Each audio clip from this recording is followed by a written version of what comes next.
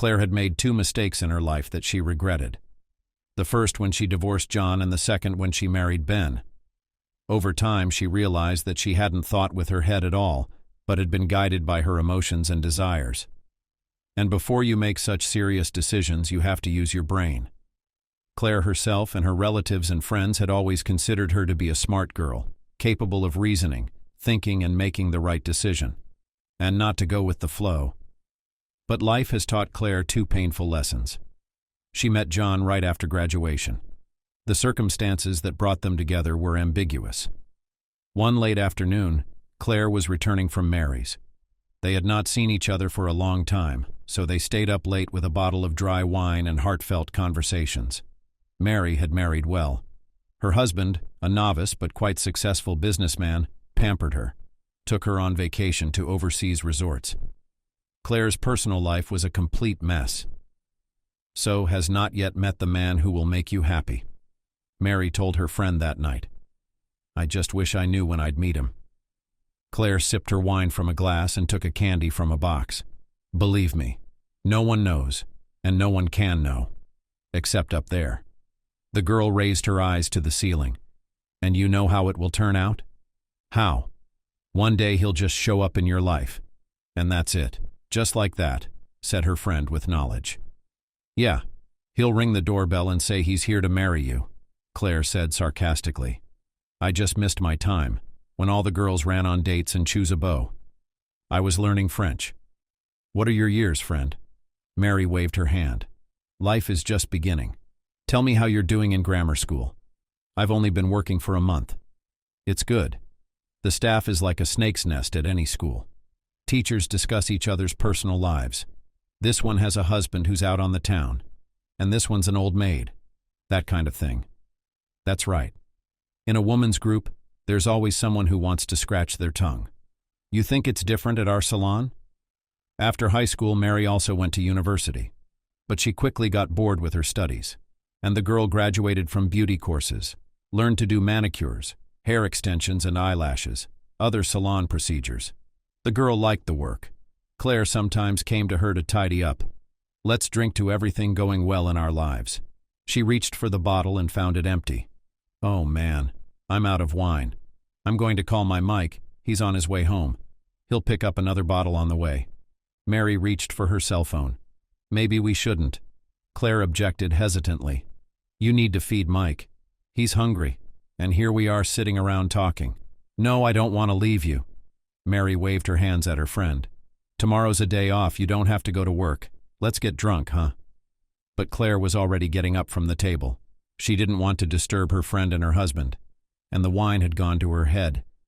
It was time to get some fresh air and take a leisurely walk home. No, I suggest we see each other later and go out, she said, heading for the hallway. All right, let me walk you out, Mary sighed. The girls walked out of the entryway. Mary lit a cigarette. Look at the stars in the sky, or I'm seeing double and triple. She laughed merrily. There really are a lot of stars. It's always like that in August. Well, I'll be off, Claire answered her. The girls kissed each other, and Claire walked down the alley towards her house. The weather was beautiful, and the heels of her shoes tapped on the paving stones. In the light of the lanterns, the late evening seemed magical, unreal, fairy tale-like. Suddenly, two strange men appeared in Claire's path. They were obviously drunk. One of them was holding a glass bottle. Claire tried to walk around them on the edge of the sidewalk, but the men blocked her way. Look at the queen walking in the night, one of them exclaimed. Looks like we're in luck tonight. She's a beauty. Let's go have a drink and have some fun. Disgusted, the other one said with a laugh. Claire was startled. She quickly looked around at the alley. There was no one else at this late hour, and she wouldn't be able to run away from these two men in high heels. The girl quickly ran through her options in her head on how to get out of the difficult situation. But one of the men was already grabbing her arms and even managed to pat her with his palm below her waist.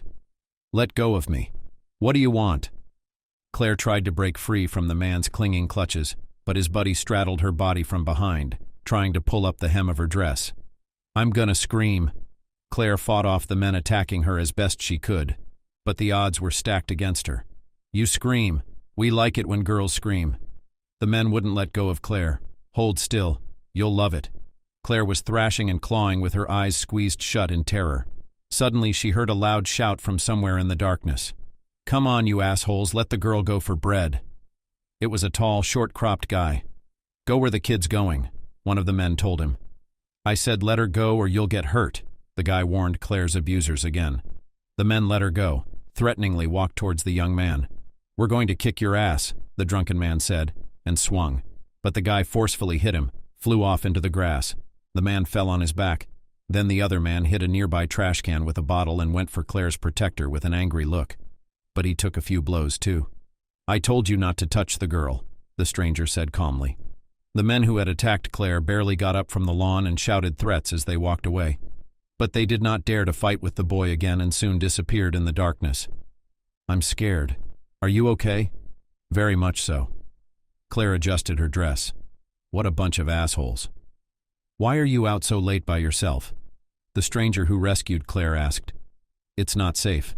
My name is John, by the way. He held out his hand to her. I'm Claire. I'm just staying at a friend's house. We haven't seen each other in a while. Didn't realize how much time had passed. Thank you. She looked at John with interest.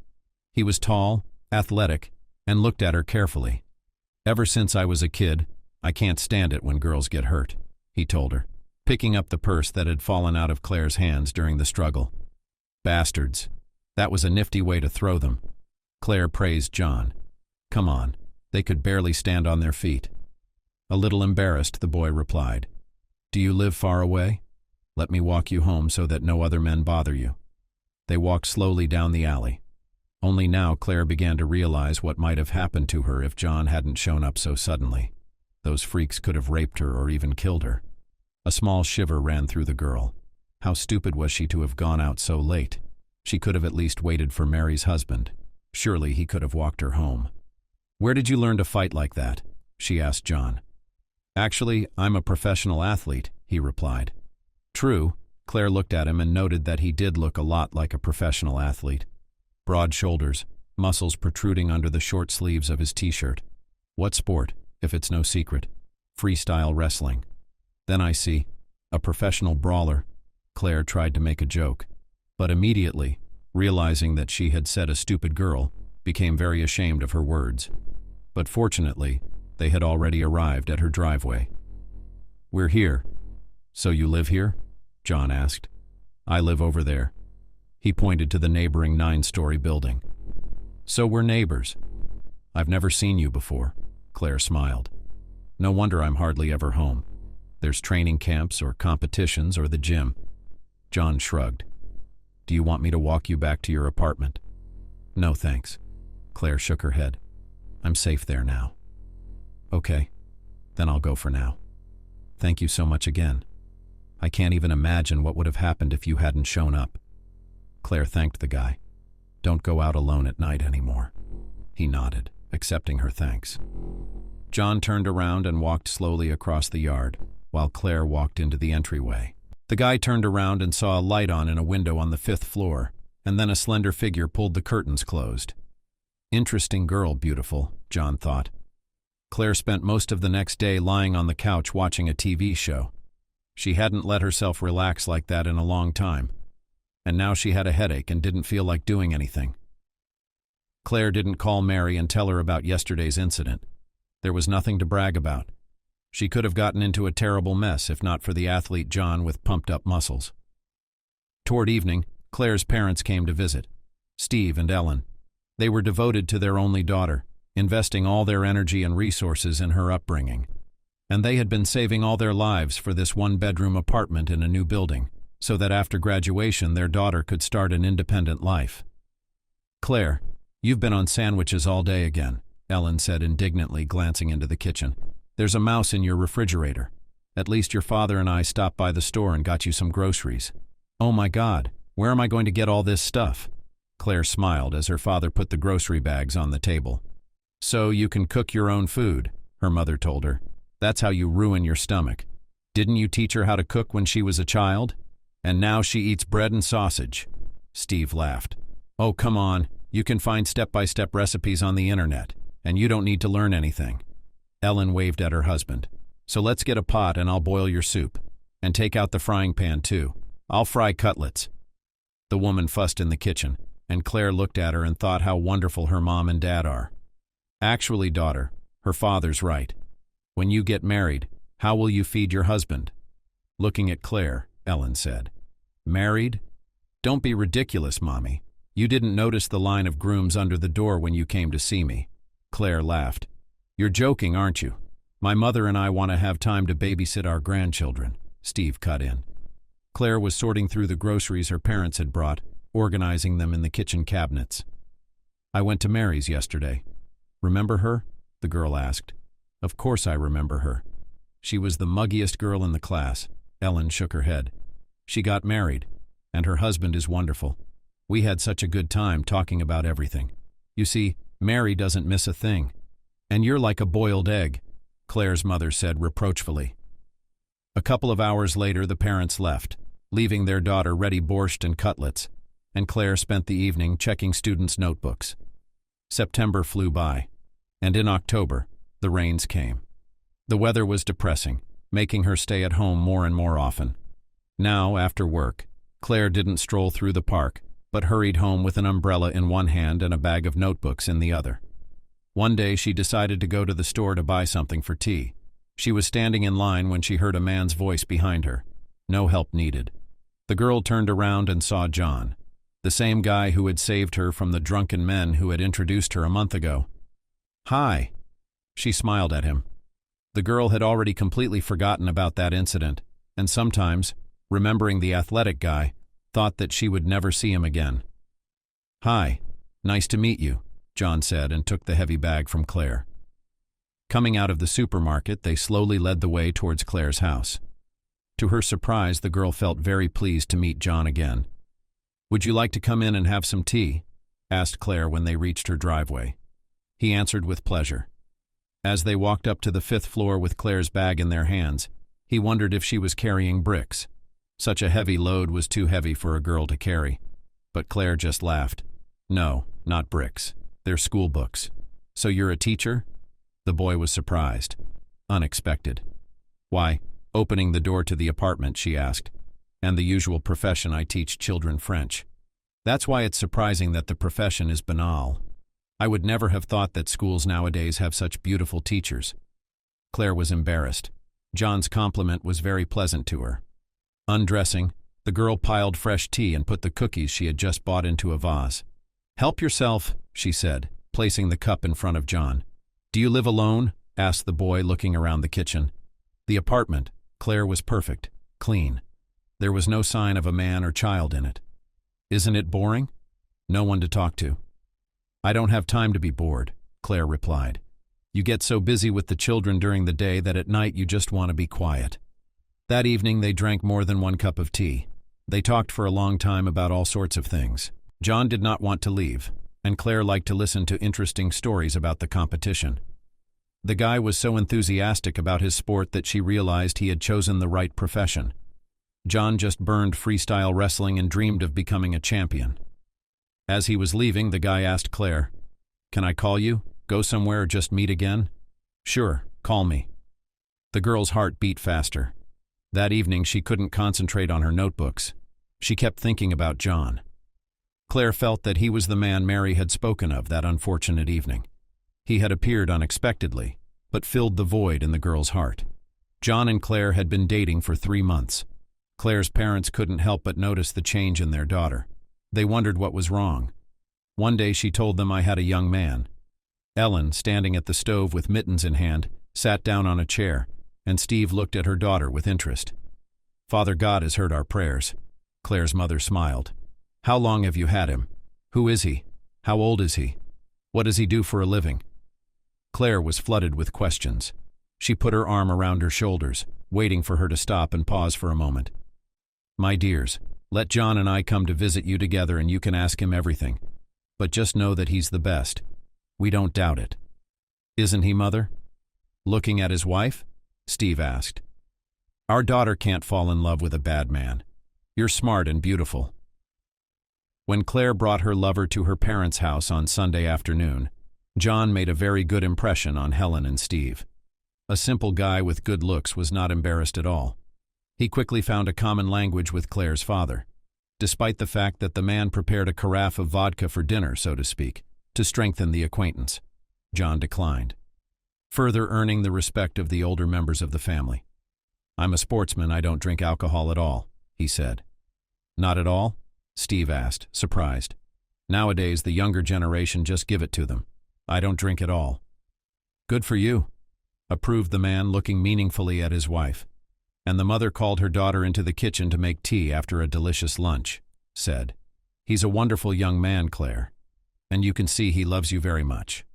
I'm sure he'll be like our own son very soon." "I like him too, Mom." The girl nodded her head. 6 months after they met, John and Claire decided to get married. They were watching a movie together in the evening at Claire's house, snuggled up on the couch when John pulled out of his pocket a small box with a gold ring. "Let's get married," the guy said. Lying on his chest, Claire lifted herself up, looking at the red case in surprise. She slowly took it in her hands, opened it. The girl stared mesmerized at the ring. They were practically living together now. John often stayed at Claire's house, but most often he was on the road, traveling to competitions and training camps. But there had never been any talk of marriage. "Are you serious?" Claire asked. "Do I look like I'm joking?" John looked at her with a tender gaze. "I love you very much. I've never loved anyone like that. I love you too.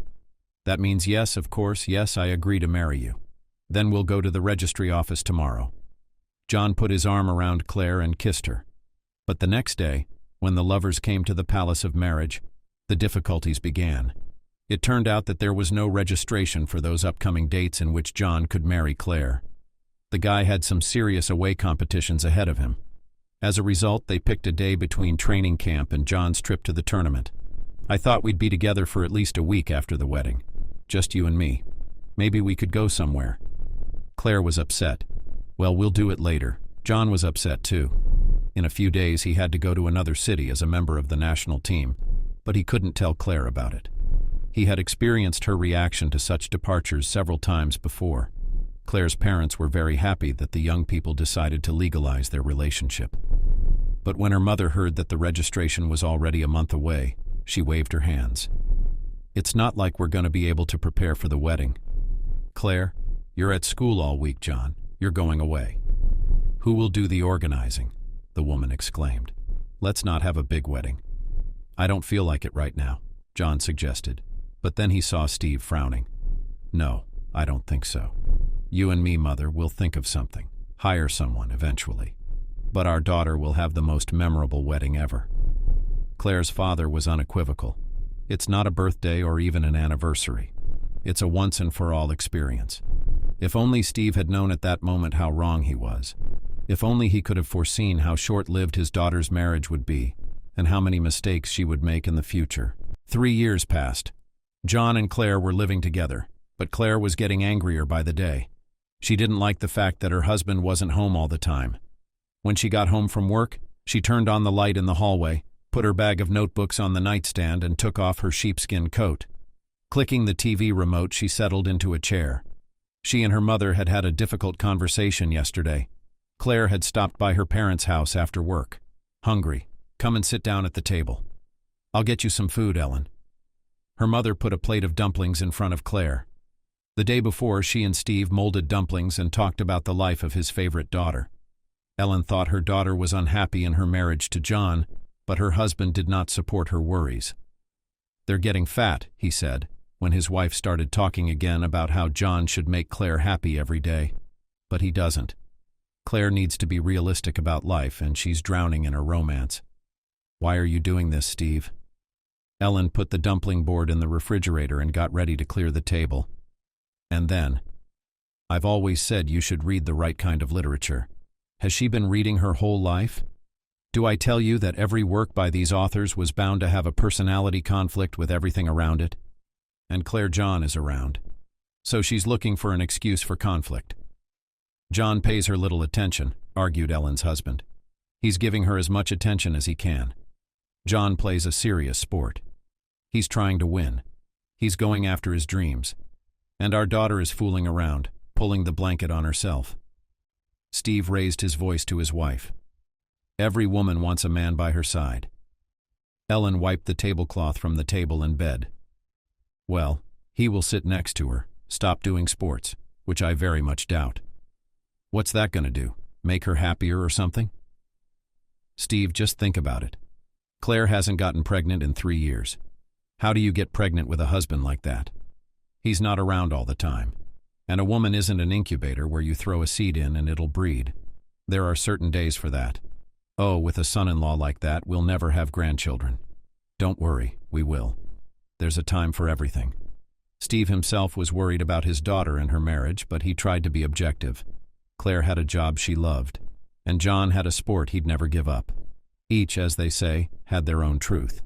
When they were together, it was a pleasure to watch their daughter and son-in-law. Happy, smiling, kissing every minute. But as soon as John left for training camps or competitions, Claire became withdrawn, cranky, always dissatisfied with everything. And this time, munching on the dumplings her parents had made the day before, Claire grumbled, "I can't take it anymore." "Mom, my daughter, eat calmly. Do not take food with bad emotions," soothed Claire's mother. "Where would the good ones come from? John is away on a training camp, and in a month he has a big competition. I'll be alone all night again. So you come to us?" Ellen smiled. "It's more fun together." "Mom?" Claire exclaimed. "It's like you don't want to hear me. I'm already thinking maybe John and I should get a divorce and go our separate ways." Steve heard the conversation between his wife and daughter, but did not want to interfere. And when he heard that Claire talked about divorce, he couldn't help himself, got up from the couch and went to the kitchen. "Are you going to get a divorce?" he asked glumly. "Dad," Claire did not like that her father interfered in the conversation. "And you go to the registry office and get a divorce. You're your own boss. You're the one who makes all the decisions. John's not a student at school that you can boss around. He's a self-sufficient, self-motivated man with a passion for winning. If you get in his way, you'll make him miserable. Is that what you want?" Claire sighed, pushed the plate of dumplings away from her, picked up a glass and poured himself some juice. "Dad, I just want him around," Claire said quietly. "Remember that the world used to revolve around you. Your mother and I used to do everything for you alone, but now you're married to your husband. So you have to be understanding and patient with the person you say you love. Do you think it was easy for my mother when I was traveling on business? But every time she was waiting for me. And when I came home, there was a delicious dinner and a smiling, affectionate wife waiting for me. And you still can't make soup? Your mother comes to your house every week to cook dinner." After saying what he thought, Steve left the kitchen. This difficult conversation got Claire thinking. Her parents sided with John. They loved him, and it seemed to Claire that she had taken a back seat to them. Sitting in front of the TV, she ate a brownie she'd bought at the store on her way home from work. Maybe her father was right. Could she really be such a bad wife for John? Claire resolutely got up from the couch and turned on her laptop. In the search engine, she typed, "How to make a delicious soup." The internet gave out a lot of recipes. The girl began to study, but after 5 minutes she realized that she did not want to clean potatoes, carrots and onions, boil broth, and cut cabbage. She ate lunch in the school cafeteria and ate dinner at her parents' house or at a cafe not far from home. The food there was quite good. John's coming tomorrow. He wouldn't be here for long, just a few days. Claire decided to have a serious talk with him. She sat down at her desk and started to check her notebooks. The next day, Claire hurried home from work. She ran to the store and bought frozen dumplings to make for dinner. "John, are you home?" she shouted, noticing her husband's gym bag in the hallway. The sound of water could be heard in the bathroom. The guy was taking a shower. Claire quickly changed her clothes and put a pot of water on the stove. "I missed you so much." John put his arms around his wife and pulled her tightly against him. "Wait," Claire pulled away from him. "I'm watching you eat." "And what do we have there?" asked the boy. John turned around and saw a packet of frozen convenience foods on the table. "Claire, how many times do I have to be told I can't eat dumplings? It's a diet." Claire turned off the gas, walked out of the kitchen, and sat on the living room couch with her arms folded across her chest. John followed her, sat down beside her, tried to look into her eyes. "What are you doing?" he asked. Claire was resentfully silent. "I missed you so much I wanted to see you so soon. You're so strange. What's wrong?" "Everything's wrong, John. replied his wife. You're always on the road, always going to your training camps, to competitions. But I'm alone. It's just my job, honey. You can find another job. I could get a job at a sports center. You'd be a coach? Like a normal person, come home every day? We won't be around forever. Claire, you know sports is my life for me, the kid exclaimed. The drive to win, the pursuit of goals. I can't do it without it. And without me, then you can. Claire got up from the couch and went to the window. Outside, the snow-covered yard seemed as clean as a leaf in a drawing album. I can't do it without you. But this is different, John said quietly. If I'm different for you, then we shouldn't be together. You're saying we have a family, but we're going to have a baby. What baby? Claire screamed. How's it going to happen if you're not home all the time? I'm tired of being alone. Sports are more important to you than me. That's not true. John tried to hug his wife, but she pulled away from him. I've made a decision. Turning to the guy, Claire looked intently into his eyes. If you leave again, I'll file for divorce the same day. And then you don't even have to come back. John was confused. He looked at Claire, thinking she had just blurted out the first thing that came into her head. But they'd been having more and more conversations like that lately. John was faced with a difficult choice. There was an important competition ahead, and he wanted to be the champion.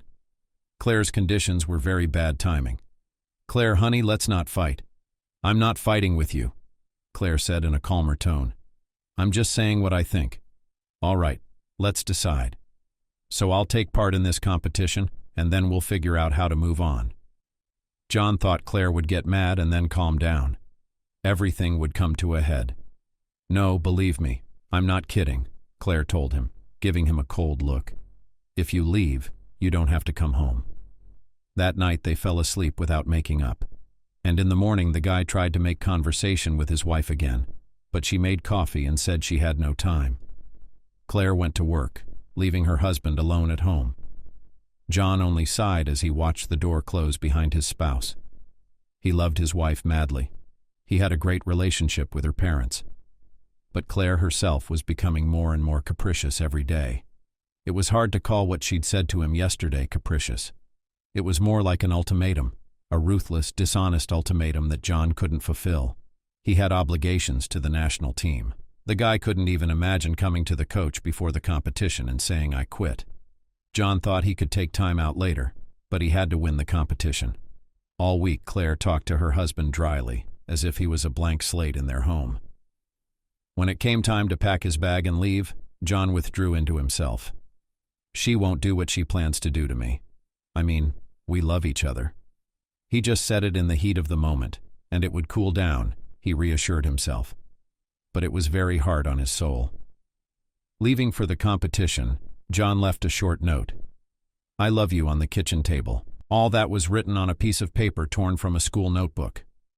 When Claire returned from work that evening, her husband wasn't home, nor was his gym bag. So he'd left, made his choice. She thought, and got angry with John. Claire realized that nothing would change in their lives. John would always be on the road, and she would have to wait for him. This prospect did not suit the girl. She made a decision to part with someone who makes his choice not in her favor. The next day she went to her parents' house. Ellen, as usual, fussed, wanting to treat her daughter to something tasty, drinking tea. Claire told her mother, I'm filing for divorce. Ellen looked at her daughter with a worried look. I think you've just been depressed lately. Maybe you should go on a vacation. We? Claire exclaimed. There is no we. There's me, there's John, and there's no us. That's a fact that's been confirmed conclusively. John chose his competition over me. Claire, you have to understand, there aren't many men like your John. You'll regret it if you stay with your husband. In these 3 years, haven't you become the closest and dearest people to each other? Ellen sat down opposite her daughter, putting aside the kitchen towel. Remember how your eyes sparkled with happiness when you first brought John into our home. How proud you were of him. Every victory he's won, he's dedicated to you. I'm sure he does. I don't need him to win. I need him to be there for me. Claire was adamant. Okay, let's get this over with. He made his choice, and I'll make mine. I'm asking you to take your time. Wait until he gets here. I'm tired of waiting. He's in Kazan for training camp, or in Sochi, or even in Krasnoyarsk. And there are other girls there. You think he's not cheating on me? What man would refuse temptation when there are slim, beautiful sportswomen around? Your jealousy is pointless, daughter, said Steve, walking into the kitchen. Men like John are loyal as dogs. You're just a frivolous, capricious fool. Claire looked at her father, leaning against the door jamb. He had been standing behind his daughter the whole time, listening to her and her mother's conversation. I have to go, Claire said. The girl had changed the lock on the front door so John couldn't get into the house. She went on principle, deciding that she would not give in to him. If her words were nothing to him, then he could go on his way. I can live without him, Claire thought as she tossed John's things out of the closet and put them into a large suitcase. With difficulty reaching it, she rolled the suitcase out into the hallway. John was due back tomorrow. She'd pick it up then let him go on his way. Returning home from the gymnasium, she went to a cafe to have dinner. She ordered a chop and salad, a cup of tea and a cake. Outside the window, cars were running by. People were hurrying home from work, but Claire didn't want to go home at all. She was disappointed in her husband, who had chosen sports over her. I'll sit down. Do you have a seat? A man's voice brought her out of her reverie. In front of Claire stood a man in his 40s, stately, with a smile on his face. He asked if he could take a seat at her table. Aren't there any more seats available? Claire looked around the room. I think there's more than I need, and I wanted to sit with such a pretty and sad girl. Without waiting for Claire's answer, he sat down across the room and gestured to the waitress. Claire stared at him silently, watching the stranger order. When the waitress left, the man smiled. Claire, my name is Ben. And you are? If I don't tell you my name, you'll lose your appetite, Claire snickered. God be with you. I always have a good appetite, the man laughed. I'd just like to know the name of the young lady with whom fate has brought me this evening. What's your name? Let's say Claire. The girl pushed her plate away from her and took a cup of tea. Wonderful. Do you come here often? Ben asked. Why do you care? Claire looked ironically at the angular man sitting at her table. Absolutely nothing, he replied. But you have to talk about something at dinner. I'm deaf and dumb at the table. Didn't they ever teach you that? Oh, you sound like a school teacher, Ben exclaimed. And I am a school teacher, for your information, nodded Claire. And you're an insolent and cavalier person. Why would you say that? I'm very well-mannered. But when I see such beautiful girls, I start talking nonsense. It's a character trait. What can you do? Claire was getting her tea, looking at the impudent man. This man has a temper. He saw a girl, sat down, got to know her. Everything works out the way he wants. Nice and easy. And how often do you meet girls in cafes? She asked. You won't believe it. This is my first experience. Chewing a cutlet, Ben replied. I won't believe it. Claire nodded her head. In my opinion, you're the kind of person who doesn't hesitate long enough to walk up and get acquainted. You're wrong. It took me, as you put it, 5 minutes to get to know you. Impressive. But it was nice to meet you. I gotta go. Claire got up from the table and was about to leave. But Ben got up with her and took Claire's coat off the rack, helping her put it on. Let me walk you out, he said, putting on his jacket. I'm on my way. How do you know? Whether you're on your way or not. Claire snorted. Wherever you're going, I'm on my way, Claire. Walking down the street beside Ben, Claire thought that John must have arrived by now. It's even better that she's coming home with a new acquaintance. Let him see that she won't be alone. Yeah, she'd have tons of admirers. But John wasn't in the driveway. Claire and Ben went up to the 5th floor. In the stairwell, John was sitting on the steps next to his gym bag. Hey, Claire, I can't get home, he said as he stood up. Maybe that's because there's nothing for you to do there, Claire replied ironically. She opened the door and gestured for Ben to come inside. She rolled John's suitcase out of the hallway. Take it, Claire said and slammed the door in her husband's face. Ben looked around. Sweetie, you've got an apartment. It's warm, cozy. John started pounding on the door and ringing the bell. Claire, open up. We need to talk. His voice came from behind the door. Open up. I'm begging you. He kept pounding and pounding his fists on the door, but Claire didn't open it. She walked into the kitchen and Ben followed the girl. "Do you want tea?" she asked, hearing John's relentless, asking her to boil the door down. "I will. Shall I go out and calm this bully down? What's he banging on about? Is he an admirer of yours?" "Husband?" Claire answered simply and calmly, turning on the burners on the gas stove. "No need. He'll go away on his own. And you sit down. I'll pour the tea." After a while, the knocking on the door stopped. Claire watched Ben drinking tea in silence. Inwardly, she gloated that John saw her not alone but in the company of a man. Let him know that leaving a woman alone for long is fraught with treason. Not even a week later, and here she is already sitting with a man she doesn't know very well, who is apparently interested in her. And why not? She is good-looking and interesting in appearance. She has an excellent education and a noble profession. Men love and probably appreciate such women, and not as frivolous and indifferent as John. If he loved her, he wouldn't have put Claire in second place, putting his ego on a pedestal. "Your apartment?" Ben asked. "It's mine." "How long have you lived here?" "A few years. My parents gave it to me." "Your parents are good parents, aren't they?" "Very good." "Where do you live?" "Around here?" Claire asked. "I don't have a place of my own yet, but I've got it all ahead of me." Ben smiled. "As they say, what are our years and where have we been?" "Right. Maybe." Claire shrugged. "Well, thanks for the tea. It's time to do the honors. I'll call you if I may." The man asked and handed her his cell phone. "Why not?" She took the phone and typed in her number. "Call." The girl saw the new acquaintance off. How strange the circumstances of her divorce from John. How fortunate. Let him suffer, and she would teach him a lesson, so that he would know that it was impossible to treat her, Claire, in such a way. After work, Claire stopped by her parents' house, and we were just having dinner. "Dad's happy. Come join us."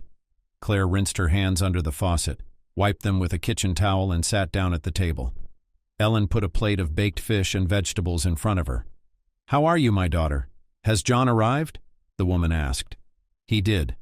Taking a knife and fork easily as if nothing had happened, Claire replied. "Did they make up?" Steve asked. Claire didn't have time to answer. Her phone rang. "Yes?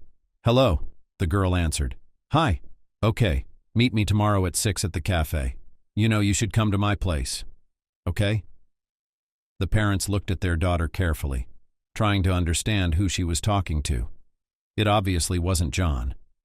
Claire calmly took the knife and fork in her hands and continued eating the fish her mother had prepared. "Who called?" "Daughter?" Steve asked. "An acquaintance." It seemed that Claire had no intention of sharing the news with her parents. "Who's Claire's acquaintance?" "Mom." "What kind of question is that?" The girl glumly put aside her knife and fork, then exclaimed, "Yes, I met a man." "Is that a crime?" "No, of course not." "Well, you're married and you're inviting a man to visit you," Ellen exclaimed. "I'm still married, but I'll be free soon," Claire replied, looking into her mother's eyes. Ellen shook her head, not knowing what to say. Their husband and her so obedient, docile, decent girl suddenly just overnight changed, became cynical and very cold. "Who is he?" Steve asked. "I want to know with whom my daughter meets and socializes. I'm a grown-up dad. My personal life is just my personal life. Thanks for the delicious dinner. I'm full." Claire left and her parents sat at the table in the kitchen, silent, but thinking the same thing. Yesterday, a worried John had come to see them. He told them that Claire had changed the lock on the door at the house and had returned with a man he didn't know. "How could it be, Steve? I've only been away for 5 days." "I don't know." The man averted his gaze. "But you have to be more persistent." Claire flinched, offended, even angry. "But you have to be more persistent. Man, are you in the end or not? Buy some flowers, a gift or something, and go to her."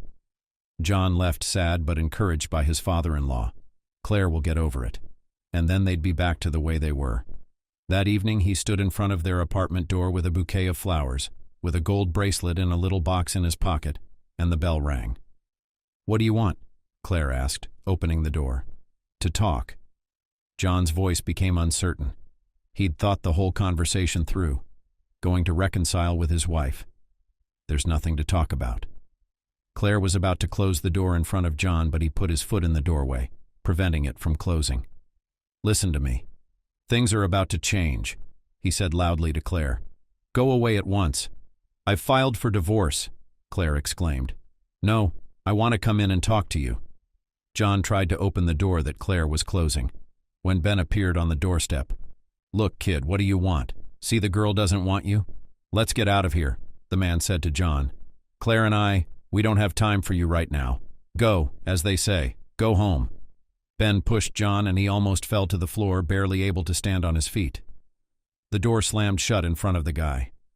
"Why did you open it for him?" Ben asked Claire. "I thought it was a food delivery." "Ruined the evening, asshole." "Well, the restaurant will be here soon. Let's go get a drink." "Some wine?" Claire was drinking wine, looking at Ben. A strong, mature, self-assured man had suddenly burst into her life. The phone rang. It was John. It rang insistently, relentlessly.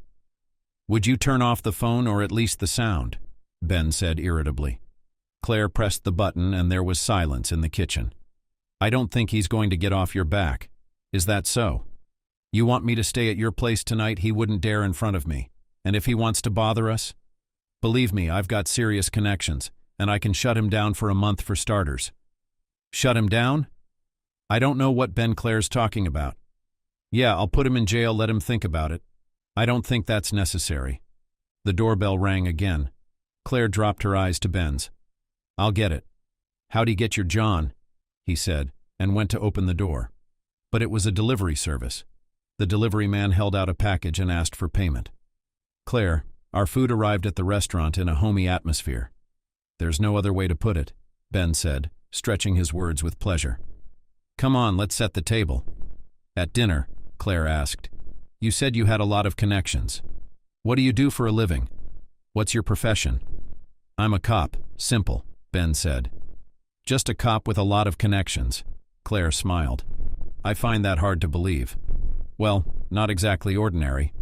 I'm the head of the local penal colony, and I used to be a regular cop, only I didn't live in this town."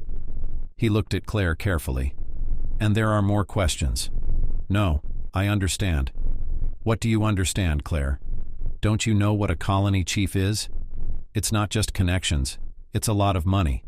Do you know how much money the relatives of the inmates bring me? You can't even imagine how much. Warden is not a position, it's a gold mine." "I wouldn't have thought so." "You wouldn't. I'm asking you to be with me.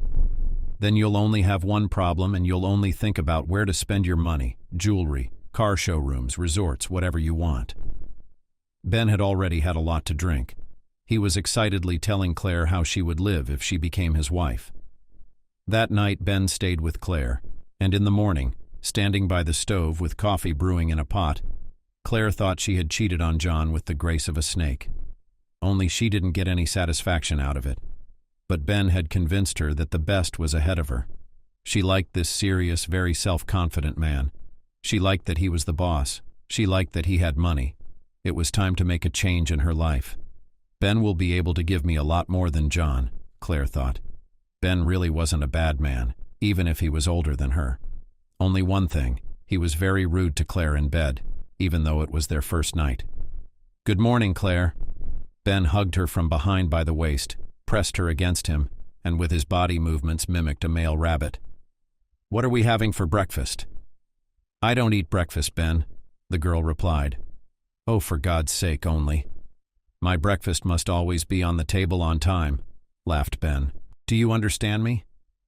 He turned Claire around to face him and looked seriously into her eyes. "You see, Ben, I don't cook, and I don't like cooking. My mom sometimes comes over to make meals for me and John." Claire, seeing the sparkle in Ben's eyes, "I wanted to say I understand. You wanted to say I won't hear anything more about this kid. Is your mom going to come over and cook?" He kissed Claire on the cheek. "Okay, I'll eat breakfast in the zone today, and from tomorrow on, I want breakfast on the table by the time I get out of the shower every morning." Ben walked out.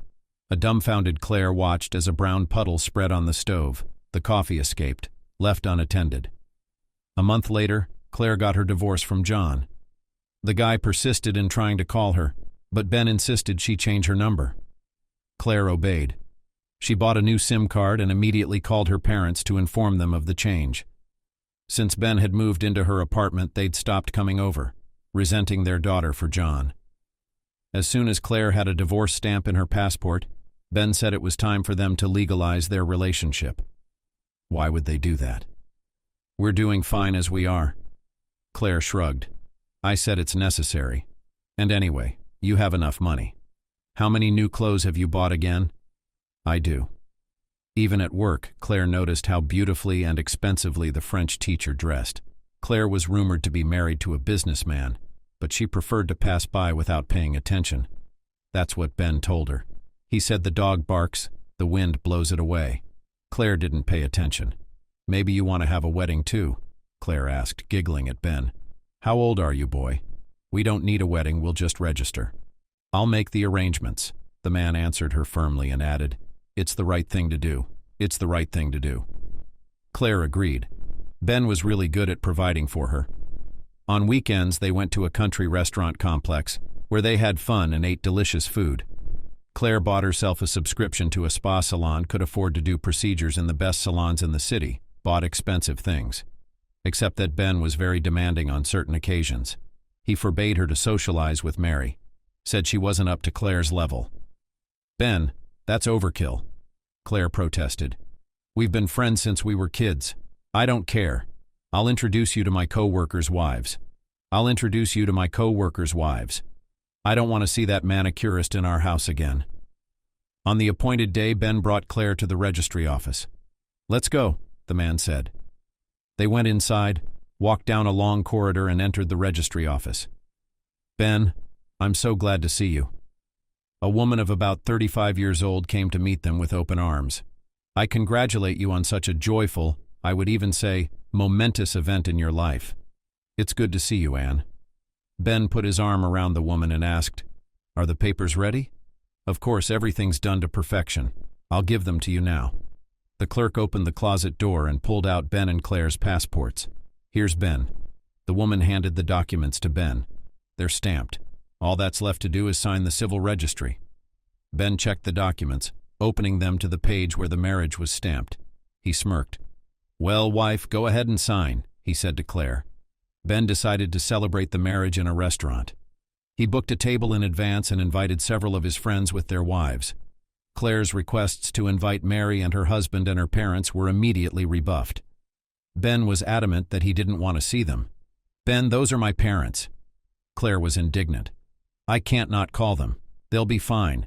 You can go to their house and they can congratulate you at home, Ben replied. Claire could only accept the fact that her mom and dad would not be there. Claire's life was rapidly changing from day to day. Ben was dominating, demanding to abide by the rules he was used to living by.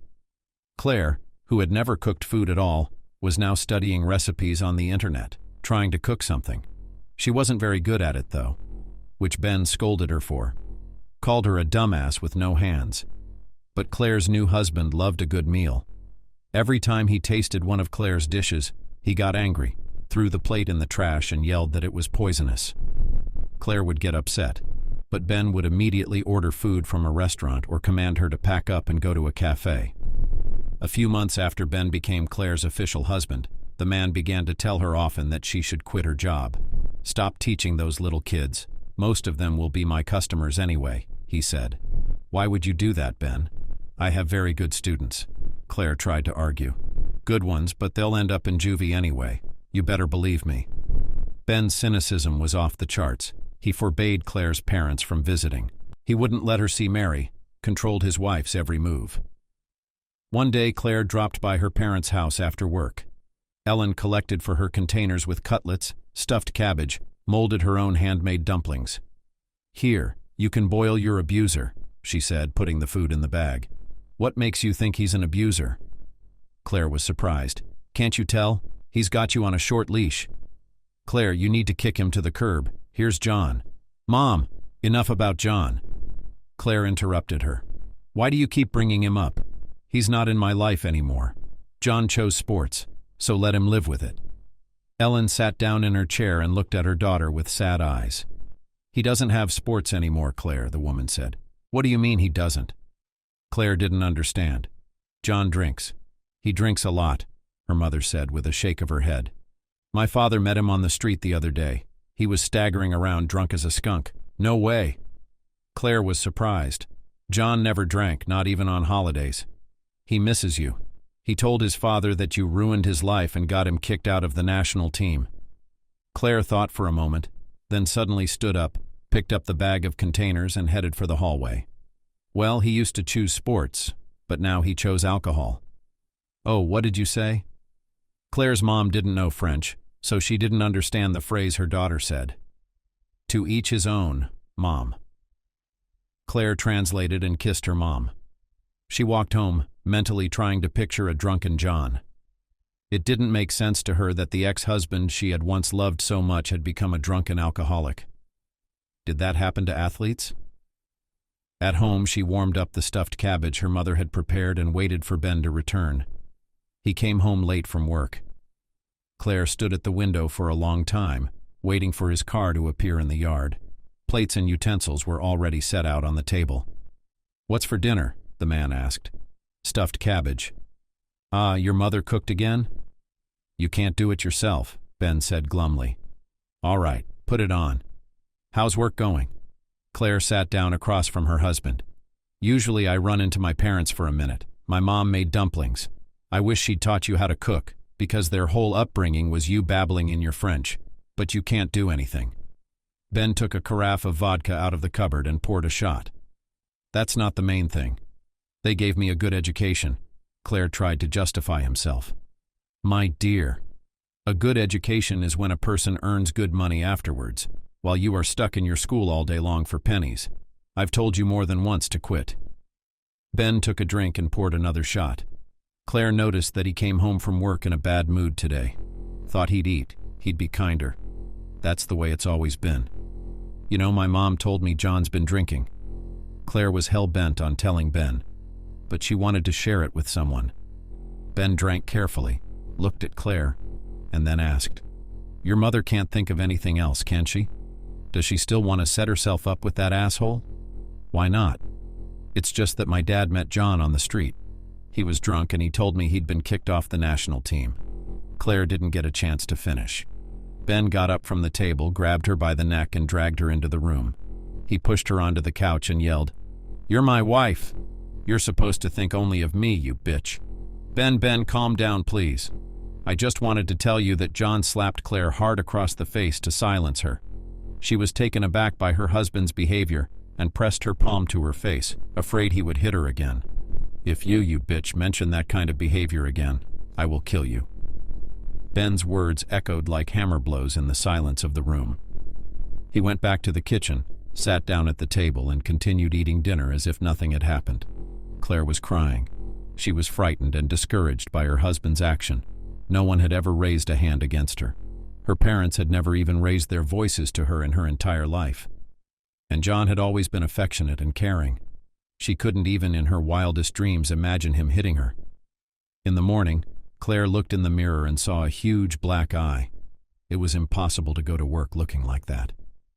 She dialed the secretary's cell phone and said she was sick. I'm going to work. Ben was getting dressed in the hallway. Claire made coffee and thought about it. Not only had her husband hit her, he hadn't even apologized. A cell phone beeped in the room. Daughter, haven't you left for work yet? Mom's voice sounded worried. No, I'm home. What's wrong? I'll come to you in a moment. Claire was horrified to think what her mom would say when she saw her bruise. No, I don't have time right now. I'll see you later, she said. I'm already in the driveway. The intercom beeped. With a heavy sigh, Claire went to open the door. Ellen walked briskly into the living room without even taking off her coat. Daughter A, terrible thing has happened. The woman turned to her daughter and was stunned to see a large bruise on her face. What is it, Claire? Ellen walked over to her daughter and ran her finger over her face. She hit the door jamb. I got dizzy, Claire lied. Why were you so careless? Did you see a doctor? Her mother was worried. No, it's nothing. It'll pass. Claire tried not to look into her mother's eyes so she wouldn't notice her lie. Oh, you poor thing. All right, sit down and listen. She sat Claire down on the couch and sat next to her. John's been arrested. Arrested how? For what? Claire was surprised. I don't know exactly. I think it was some kind of drunken brawl. Anyway, he beat someone up, and the person died in the hospital. That's awful, Claire said quietly. Why are you telling me all this? You know? He could go to jail. There'll be a trial. What about your Ben? He's got a lot of connections. He could help John. Ben won't help him, Mom. What are we going to do? We can't let John go to jail. What can I do? And it's his own fault for choosing this path. Drinking, fighting, giving up sports. Ellen looked at her daughter carefully, trying to understand what she was thinking. Then she stood up and headed for the front door. Actually, Claire, this is all indirectly your fault. If you hadn't divorced John, everything would be fine. He didn't drink. He didn't go out at night. He didn't fight. And look at your door jamb and see if you can open your eyes to your Ben. Her mother slammed the door behind her, leaving Claire alone with her thoughts. Claire realized that her mother didn't believe her. She was worried about what had happened the night before, but she blamed herself. She shouldn't have talked to her husband about John. That evening, Ben came home with a bouquet of flowers. Claire cooked dumplings and stood at the stove with heavy thoughts. "Hi, honey," said Ben, hugging the girl. "Look at me." Claire turned around, looking at her husband. "Poor me, I'm sorry. I couldn't help it," he said, and handed her a bouquet of gorgeous white roses. Ben promised it would never happen again. Claire took the flowers and took a vase out of the cupboard. "I promise, this one's for you." The man placed a beautiful velvet case on the table. Claire took it in her hands and looked at her husband. "What is it?" she asked. "Well, you open it. You'll see." Smiling, Ben replied. The girl opened the box. Inside was a beautiful gold bracelet with diamonds. Her husband's gift amazed Claire.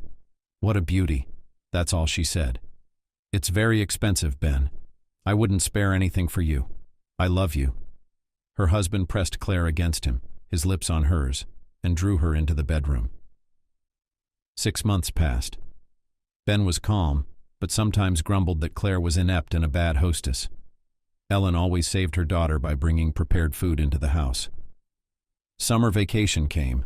Claire went on vacation. Now she had a lot of free time. She decided to go shopping and buy some new clothes. The mall was crowded. Claire was tired and hungry. She went to a cafe where she sat at a table to have a little rest and a snack. "Claire." "Hi."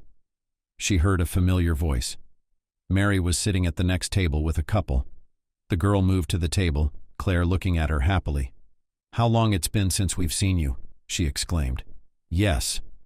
Claire was also very happy about this meeting, but instinctively turned around, afraid that Ben would see her and Mary together. "How are you doing? What's new?" "Mike and I went on vacation in Turkey the other day. Mary thought it was so cool. Why don't you say something? Tell me what's going on with Ben." "We're good. We're working, living, making plans for the future," Claire replied vaguely. "What's there to plan for, Claire? Plans should be fulfilled, not made." She laughed. "Mike and I bought a new car. I'm driving it now." "Congratulations." Claire smiled, thinking that she had nothing to brag about to her friend. "Let's go for a drive," Mary suggested and pulled Claire by the hand. Mary pressed the gas pedal enthusiastically as she drove around the city. She enjoyed driving the car. She drove with gusto, honking at pedestrians crossing the road, laughing.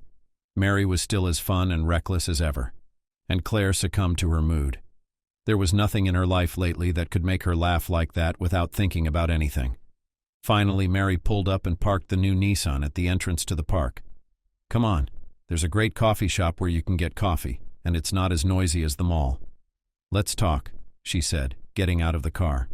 The girls each ordered a cup of coffee and pastries. "I've never been here before," Claire said, looking around. "Ha! Where have you been? You've got school at home, then school again. I saw your mom. We had a long talk." Mary was silent for a moment, searching for words. "You know, after I talked to Ellen, the first thing I wanted to do was run to you. But, yes, Mary, Ben doesn't want me to continue to be friends with you." Claire shook her head, realizing that such prohibitions as an adult are absurd. "Your mom said he beats you. Is that true?" Mary looked at her friend worriedly. "No, it was one time. It was my fault what happened." "What does it matter if it was your fault or not?" Mary exclaimed. There's no excuse for a man who beats his favorite wife or his unloved wife. Are you sure Ben loves you? I don't know anything anymore, Claire replied quietly. He has a very difficult character, but he's a good man. Ben is generous. He has money, and he... Are you saying he doesn't prioritize work like John? Her friend interrupted her. I think you made a mistake divorcing him. Let's not talk about that, Claire asked. Did you know John was in jail? Mary asked, looking into her friend's eyes. How? She was surprised. The usual. He's in the penitentiary for 2 years for fighting. You know, you can take offense at me all you want, but I think it's your fault that his whole life went wrong. Mary. Claire got up and was about to leave, but her friend stopped her. Okay, it's your life. Let's go. I'll give you a ride home. Back. They drove in silence, stopping in the driveway. Mary turned around. Claire, call me. I'll be in touch. I'll be glad to see you. Always. Mike too. Okay. Claire got out of the car and saw Ben's car pull into the yard. She stopped, waiting for him to park in the lot. Hi. I was confused, Claire said, noticing the angry and disgruntled look Ben gave Mary's car as it pulled out of the lot. I see, he said dryly. Let's go home. They went up to the apartment, turning on the hallway light.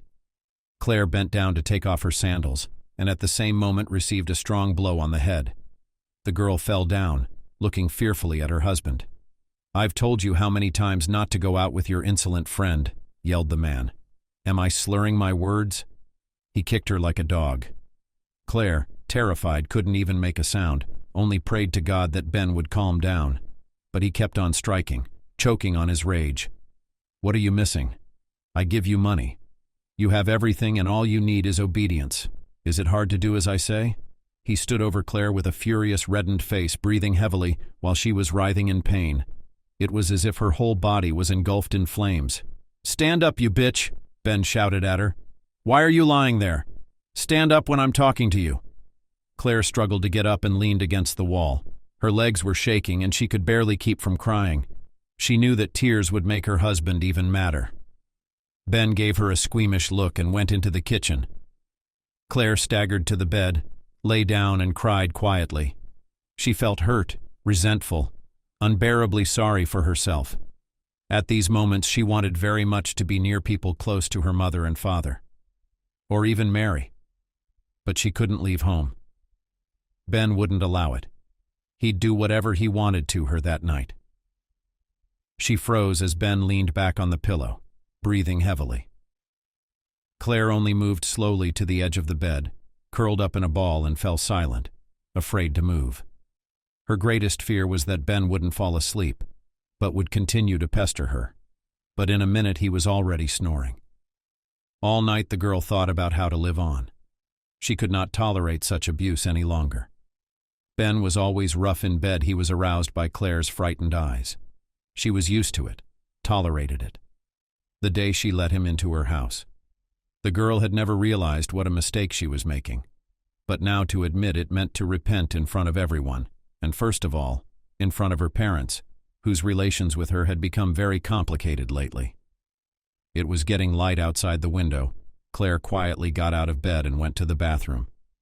Looking at herself in the mirror, she thought that more and more falling into the abyss, from which there is no way out. But no. There was still a faint hope of clinging to the ledge and pulling herself up so that she wouldn't fall, wouldn't collapse into the abyss. Claire turned on the water and washed her face. I don't want to live like this anymore, she thought. It was time to make a decision. And Claire made it. Is breakfast ready? Ben asked, stepping out of the shower. Make it yourself if you have to, Claire said, looking out the window. Ben was silent, looking at his wife, who made his breakfast every morning just as he demanded. Are you on strike or something?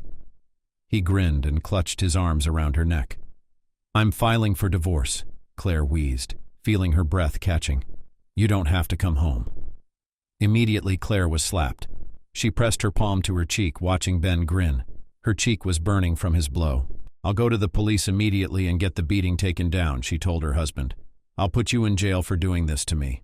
Fool, they'll put me in jail. I have connections everywhere." The man laughed. "We'll see." Claire left the kitchen and locked herself in the bedroom. She was suddenly disgusted. It was unbearable to be in the same space with a man who humiliated and beat her all the time. It was as if her eyes had been opened, as if she had woken up and seen the true face of Ben, the ruthless, callous, and fearless in his impunity man. When the door slammed behind her husband, Claire dressed and got ready to leave. She opened her purse to check that all her documents were there, but to her surprise she found no passport. Just in case, Claire looked in the dresser drawer, thinking she had put the passport away herself. But it wasn't there either. Ben had taken it, she thought. At a loss, she sat down in her chair. 3 days passed. Ben hadn't come home, hadn't called, hadn't shown himself at all. Claire didn't know what to do, but there was no one to consult. She really didn't want to talk about what was going on in her life, especially not to her parents. They would probably say that they knew from the beginning how this marriage would end. They'd start talking about John again, about how she'd made a mistake, about how she hadn't wanted to listen to anyone when she'd let Ben into her life. Claire picked up her cell phone from the nightstand and dialed Mary's number. "Hi, I'm really sick. I need to talk to you," she said quietly into the phone. "I'll be there in 15 minutes. She heard her friend's voice. Claire sat still as if frozen, immersed in her thoughts. She was brought out of her reverie by the doorbell. Mary stood on the doorstep. "What's the matter?" she asked, coming into the kitchen. Claire lifted her t-shirt. The girl's entire body was bruised. Mary gasped. "Oh my God, is that Ben?" she asked. Claire nodded and sat down on the chair. "I want to divorce him. It's about time." She shook her head. "You shouldn't have married him in the first place. Poor me. Why didn't you listen to anyone?" "I don't know, I was in a fog. I was mad at John. I guess I wanted revenge. So run to the court to file for divorce and change the lock on the door so he won't come to your apartment again," Mary advised. "He hasn't come in 3 days. That's good." What Mary didn't understand was, why did her friend hesitate to divorce her tyrant husband? "Ben took my passport." "What an asshole," the girl exclaimed. "I don't know what to do, Mary. For starters, demand that he hand over the documents. If he refuses, I'll get Mike to deal with your Ben." "No, that's useless." Claire shook her head. "He's not afraid of anyone. It would only make Mike worse. Ben will be able to cause him a mountain of problems," Mary thought. Ben's arrogance, his confidence in impunity, was obvious. Shouldn't she get a new passport? Go to the police? Say she'd lost it? That seemed the easiest option for Mary. "No. I want to file for divorce as soon as possible." Claire got up and put the kettle on the stove. "Then call him now," Mary suggested. "Call him, I say. At least we'll find out what he says. Then we'll make a decision." Claire went into the bedroom to get her cell phone. She didn't dial her husband's number right away, wondering how to talk to him. Mary poured herself a cup of coffee and looked expectantly at her friend, who held the phone in her hands, hesitating to call Ben. Finally, she pressed the button. "Hello, Ben. Why did you take my passport?" she asked. "Is that you, dear?" The man replied with a sneer. "I missed you. I asked you, why did you take my passport?" The girl repeated her question again. "So you wouldn't do anything stupid?" Ben answered calmly. "Give it to me." "Sure." He laughed, and that laugh made Claire shudder. "Come to the colony, and I'll come out and give it to you." "When?" Claire asked. "Come on." Toward evening, about 6 o'clock, Ben disconnected the phone. The phone buzzed briefly. "What's up?" Mary asked. "He told me to come to the colony and he'd give me my passport." "And you'll go?" Mary asked worriedly. "Is there any other way?" Claire paced nervously around the kitchen. She realized that it couldn't be that easy and smooth with Ben. He was bound to think of something sneaky. But the urge to file for divorce was too great. "Would you like me to come with you?" A friend suggested it. "I'll be there for you." "No, I have to handle this on my own. I don't want to drag you into my problems." Claire spent the rest of the day brooding. Mary left, leaving her alone with her thoughts. The girl couldn't call her parents. She didn't want to burden them with her problems. Claire prepared for her meeting with her husband, trying to be strong and not to worry. Every time she showed her weakness, when Ben saw that she was afraid of him. It only got worse.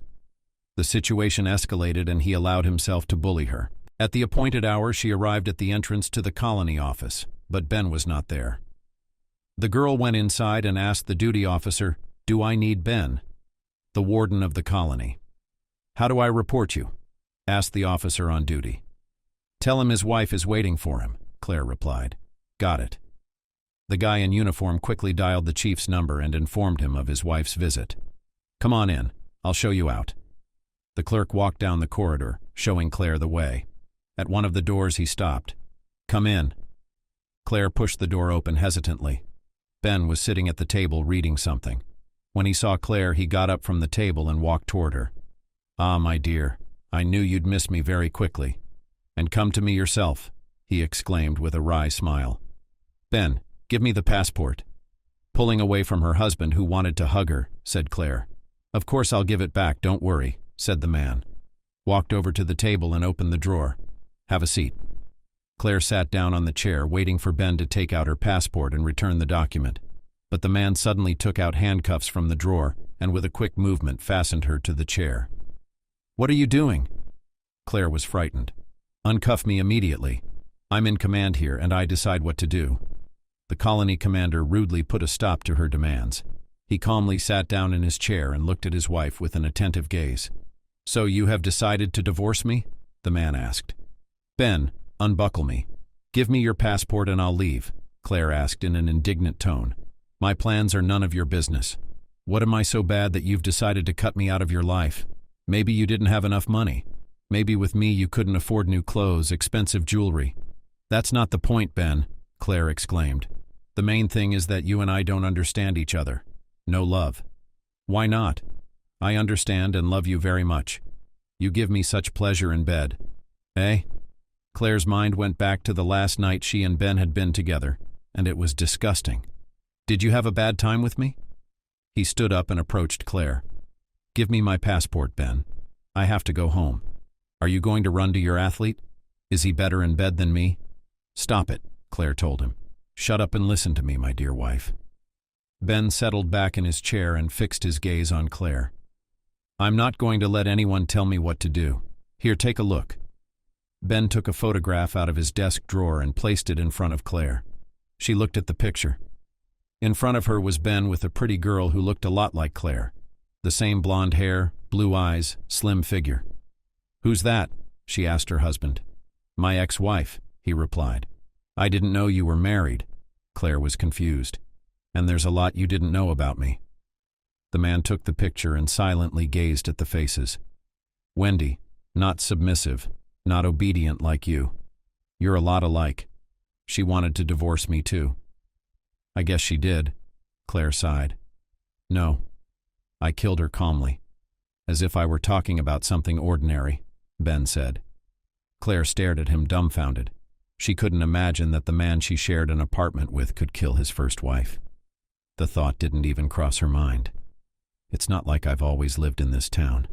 I used to be a police chief in a small village in Kamchatka. That's where I married Wendy. She gave me a son. He was a good boy."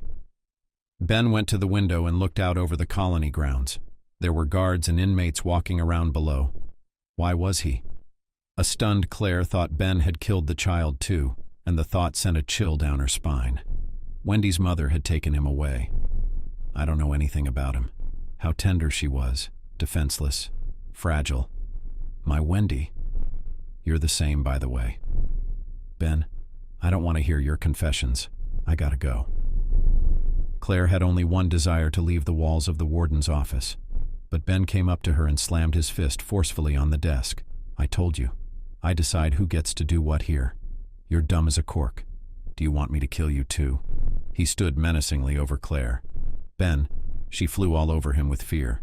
Ben's wife Wendy had endured years of humiliation and abuse in their small township. The chief of the police department had a lot of influence. There was no one to complain to. All Wendy could do was to go to her mother and tell her of her husband's wrongs and cruelty. "Leave him, my daughter," her mother told her. "Where would I go? He said he'd burn your house down with everyone else. I don't know what to do." "Mom, then leave, go to Moscow. He won't find you in such a big city and we'll manage somehow.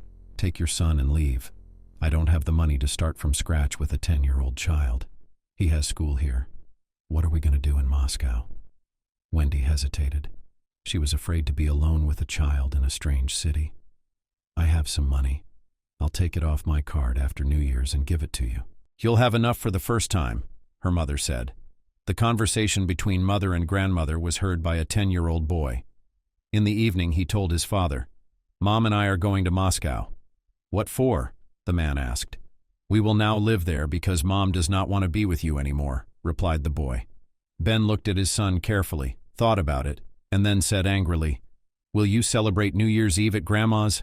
Now fuck off to that old bitch." The son jumped up fearfully from the couch and ran to get dressed. Wendy fussed in the kitchen, preparing the salads that Ben liked, picking up the chicken to put on the New Year's Eve table. Her husband squinted his eyes at her. "The bitch is going to run away from me," he thought, fueling rage and anger in his soul. At 10 p.m. the table was set. Wendy sat down watching her husband open a bottle of vodka. "Wouldn't wine be better?" she asked cautiously. "Drink vodka," Ben told her harshly. "What do I care about your wine? Or even such a big celebration? It's just the two of us. Let's relax. Have a good time." The man's tone didn't bode well, but Wendy tried to placate her husband. "Here's your favorite salad. Shall I put it on?" "Go ahead," he said, pouring vodka in a shot glass. As the hands of the clock approached midnight, Ben was already pretty drunk. Wendy got up from the table, about to clear away the empty plates and salads, but he stopped her. "You don't have to put anything away. Sit down. I want to say something." Wendy sat back down, looking at her husband, but then he got up from the table and took her hand. "Are you going to run away from me?" he asked, looking into her eyes. "Don't lie, son. I told you everything. Ben, I can't live like this anymore. You treat me like a thing, like I'm nothing. I'm suffering. I can't live like this." Wendy decided there was no point in hiding the fact that she wanted to leave. "And you are a thing," Ben whispered. He grabbed his wife and pushed her against the wall. Wendy took a painful hit, froze in fear, but Ben didn't leave her alone. He punched her in the face. She fell to the floor. The man beat her, saying, "You're not going anywhere." Wendy screamed, begging her husband to stop beating her, but he became furious and continued to torture her. The girl saw his frenzied eyes, his face twisted with anger, and she closed her eyes in fear, losing consciousness with each blow. When Wendy's body stopped showing signs of life, Ben sat down at the table and poured vodka into a shot glass. The man drank, poured again, and looked at his wife lying on the floor. "Why are you falling apart? Get up." He kicked her in the side with his foot. Wendy's hand fell to the floor. The man leaned over his wife's breathless body, rubbed her cheek, but Wendy didn't move again. Ben picked up his cell phone and dialed his mother-in-law's phone number. "Mom, Happy New Year," he said. "Something's wrong with Wendy." "What's wrong with her?" The woman was worried. "I don't know." "Is she dead or something?" said Ben. "I'll be right there." The woman grabbed her grandson, called her sister, and together they ran to Wendy and Ben's house. When they entered the house, they saw a terrible sight. Wendy was covered in blood, lying on the floor, and Ben was at the table drinking vodka, turning up the volume on the TV, which was playing a New Year's Eve program. "Oh my God, Wendy!" The mother bent over her daughter's breathless body. Falling to his knees, the son watched his grandmother and aunt try to resuscitate his mother. Everything that was happening was like a terrible, horrible dream that never ended. "What's wrong with Mom?" he asked. "She died." But the grandmother did not answer his question. She jumped to her feet and clawed at Ben's hair. The woman was hitting him as hard as she could, yelling something. But he grinned indifferently, looking her straight in the eye. At that time, the sister had already called the police. Half an hour later, the police from the investigation committee were at the house. Wendy's mother was sitting on the sofa, her whole body swaying like a mesmerized woman. "Comrade Major, did you do this?" the policeman asked Ben. But he did not even consider it necessary to answer the question. He drank vodka and stared stupidly at the TV, not realizing what was going on around him. Wendy's mother howled softly, maddened by what she saw in front of her. "My little girl, what did that brute do to you? How I failed to keep you safe, my good girl." The cops worked until morning. When dawn broke, the grandmother brought her grandson home. She had managed to take her daughter's cell phone with her. She just took it off the dresser, not knowing why. New Year's morning began with a terrible tragedy in their family. Ben had killed Wendy, killed his wife, who had lived next to him for many years, had given birth to a son and put up with his abuse. It didn't make sense to the mother. She sat holding her daughter's cell phone. On the screensaver was her picture, young, cheerful. She was smiling from the screen of the smartphone. Suddenly the phone vibrated, signaling. The woman swiped her finger across the screen. A text message came to the phone. "Mommy, I want to come to you," the woman read. It was a message from her son. Sitting in the next room, he silently typed it, sending it to his dead mother's phone. Tears ran down the woman's cheeks. Claire listened to Ben's story and could not believe everything that was happening. It turns out that all this time she was married to a murderer. But how could a man who committed such a terrible crime remain at large and even hold the position of the head of the colony? "Why didn't they put you in jail?" she asked when Ben stopped talking. "Because I always knew how to make the right connections," he said, inhaling a stream of smoke. "No connections will help a killer," Claire argued. "Wrong, dear," Ben grinned. "One man died that night. Had too much vodka?" His heart stopped. "That's how I got his papers. He was buried as my wife's killer. It's very simple. And then I left. You know, I loved her very much. I loved my wife till my body shook. I thought about her every day. What happened that New Year's Eve was a big mistake." "You call murder a mistake?" Claire was amazed at Ben's coolness. "Yes, exactly. To be honest, I don't know what came over me. I just got angry. Really angry. Every day after that I thought about Wendy, replaying that night in my mind. How can you live with yourself? You're not a human being, you're a monster," Claire said quietly. "I'm not arguing with you." "Are you going to kill me too?"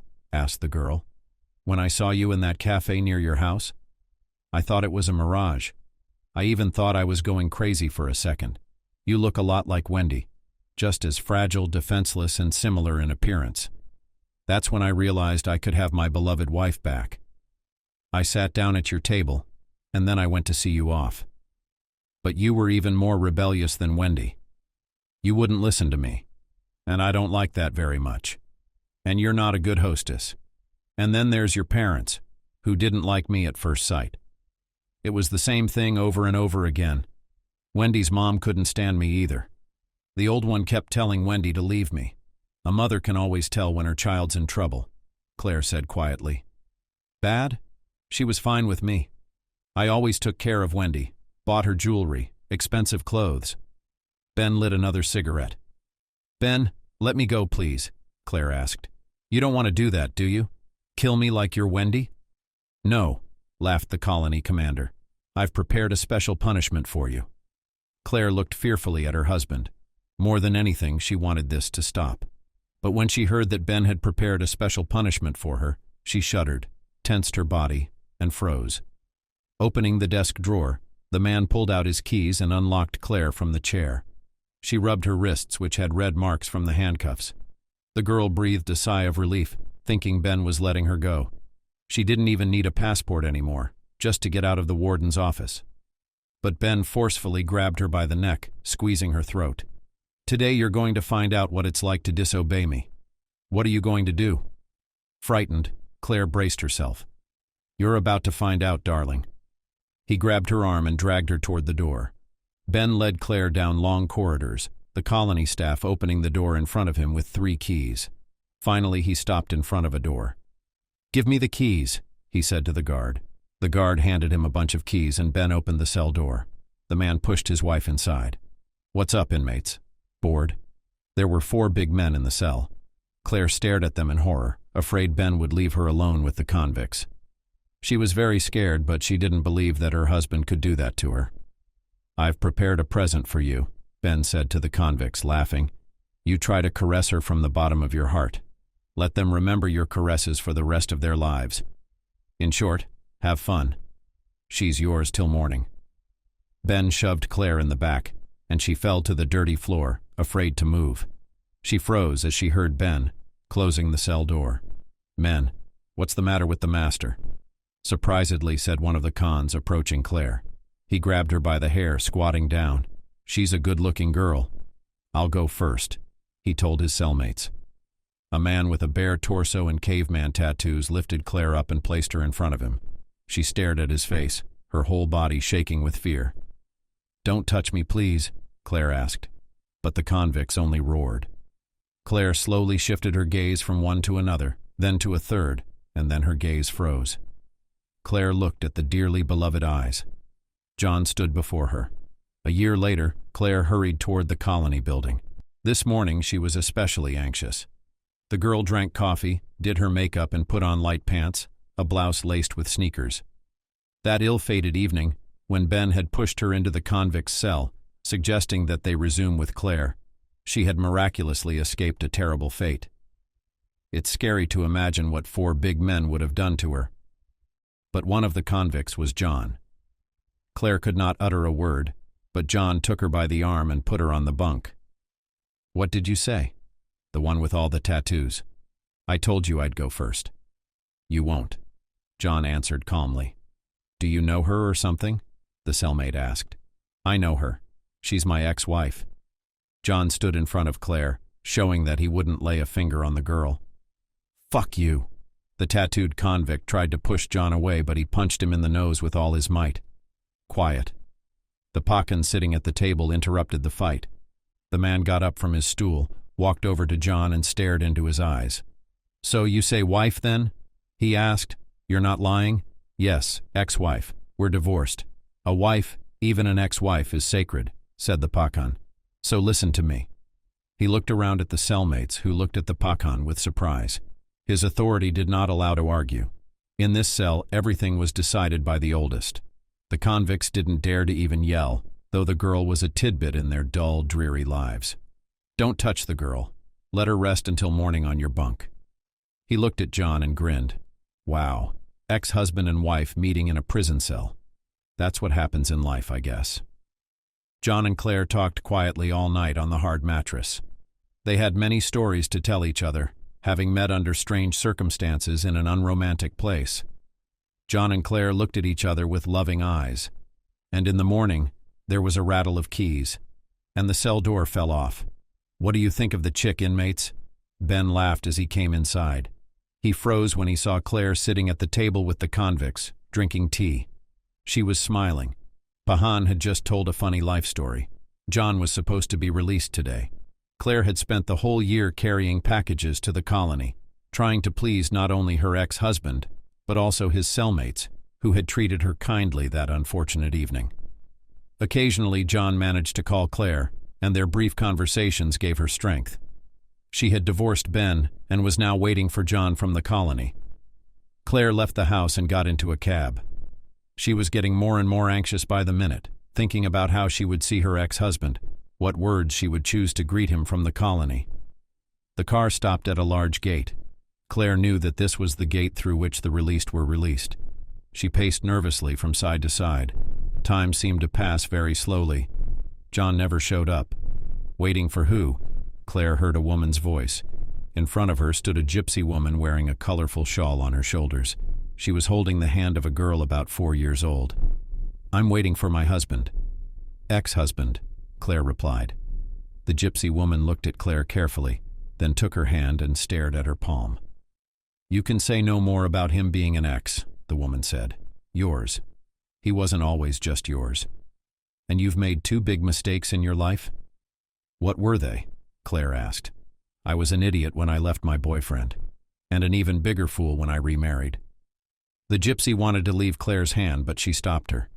She quickly pulled a purse out of her purse and took out some bills. "Here you go," Claire said. "Buy the girl something tasty." The gypsy woman took the money, thanking Claire. Then she looked her in the eye again.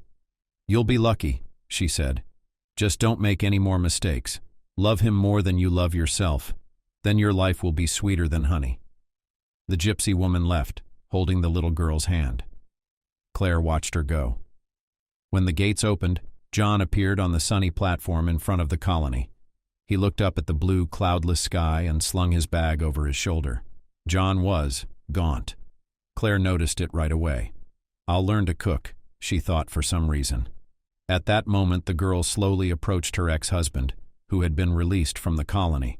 Now they would always be together, and she would never demand anything from him. The city was buzzing. At the height of the working day, cars, buses, trolleybuses were rushing down the street past the colony. People were in a hurry. Everyone had their own business. And only two guys in a tracksuit with a bag on their shoulder and a slender girl in light summer pants and a blouse stood hugging each other, not noticing anyone around them.